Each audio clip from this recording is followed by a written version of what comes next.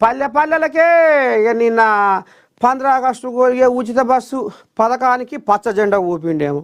అది ఏమైనా పాలు పతాకమో పల్లెలకే నాట, పల్లె వెలుగు పేరు మీద పల్లెలకే నాట. మరి ఇక్కడ ఉన్నోళ్ళు వైజాగ్ ఎట్ట పోవాలి, వైజాగ్ ఉన్నోళ్ళు తిరుపతి ఎట్ట పోవాలి, తిరుపతి ఉన్నోళ్ళు గుంటూరుకి ఎట్ట రావాలి? ఇంట్లో ఏదో తారుమారు వ్యవహారము నడుస్తుందట. మొత్తానికి సూపర్ హిట్ కాదు, సూపర్ 6 ఏమైంది, సూపర్ ఫట్ అయింది అనేది ఇప్పుడు సోషల్ మీడియా కోడై కూస్తుంది. ఇక ఒక్కొక్క అమ్మ అయితే నీ దండం పెట్టి గోసులు బిర్రుగా చెక్కి చిటికలేస్తున్నారు.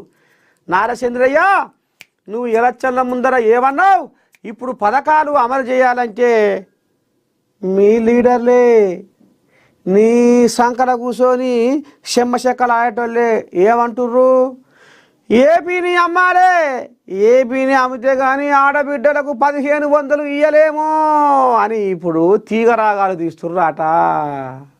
ఆనాడేమో బొల్లి కూతలు కూస్తురి ఎలక్షన్ల ముందరా, ఇప్పుడు ఏపీ రాష్ట్రాన్ని అమ్మితేనే మీకు పథకాలు ఇవ్వగలుగుతాము అని ఇప్పుడు ఇగో గిసవంటి కులుకుతున్నారట సారు.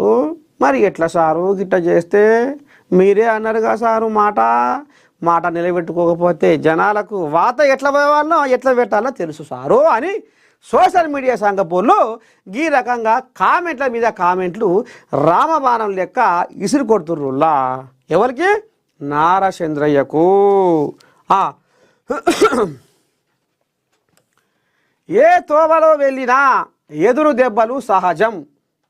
సుప్రీం తీర్పుపై ఎమ్మెల్సీ కోదండరాం దీనిపై సీఎంతో మాట్లాడలేదు. ఈ కోళ్ళ సంగతి ఏందో ఇక మంచిగా అయింది అని బీఆర్ఎస్ కోళ్ళాగలు సంకలు గుద్దుకుంటున్నాయి.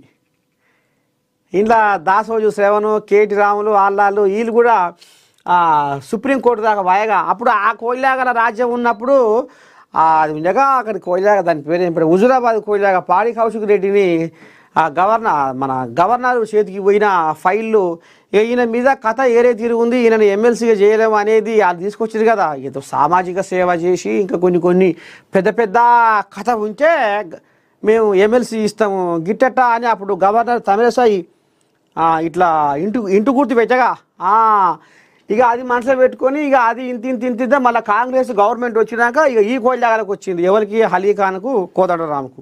ఇక ఈ కోయిలాగలాట ఏమో సుప్రీంకోర్టు మెట్లెక్కితే సుప్రీంకోర్టు వీళ్ళది ఇక ఏదో కింద మీద చేసింది, ఇక పోయింది ఎమ్మెల్సీ పదవి, ఇక పోయింది ఊసిపోయింది పాసిపోయింది అని బీఆర్ఎస్ కోయిలాగలు సంకలు గుద్దుకుంటున్నాయట. ఇప్పుడు మరి కోదండరాం ఏమంటుండో ఒక్కసారి ఇందాం.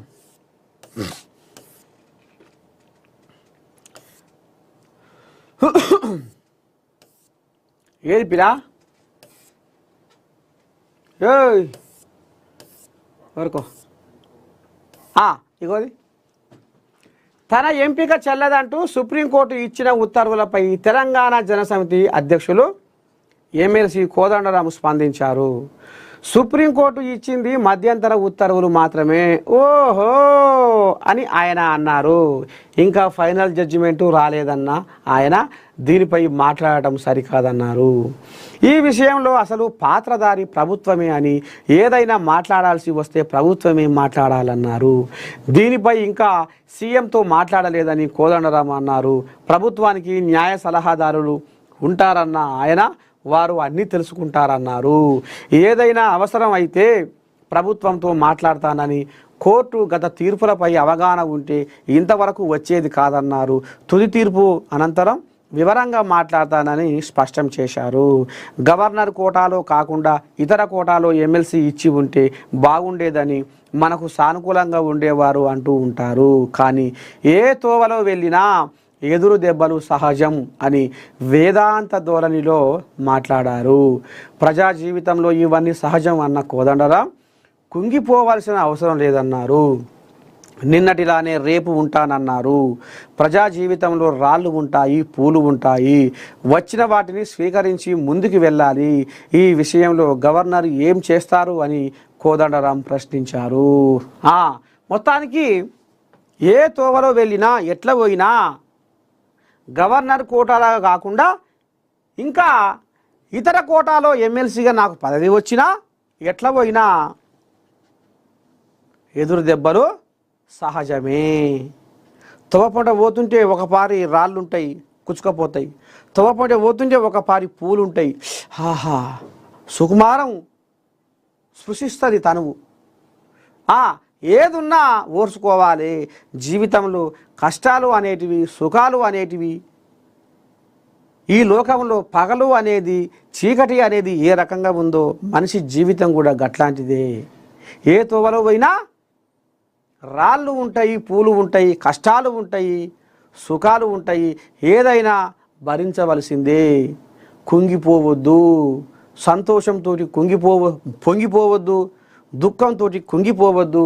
ఎప్పుడూ మానవ జీవితం తాంబేలు నడకలాగా చిన్నగా సాగి ముందుకు పోతూనే ఉండాలి అనేది కుండబద్దలు కొట్టిండు కోదండరాం. చూడాలి మరి అసలైన జడ్జిమెంట్ కోసం ఇంకా ఎదురు చూస్తున్నారట.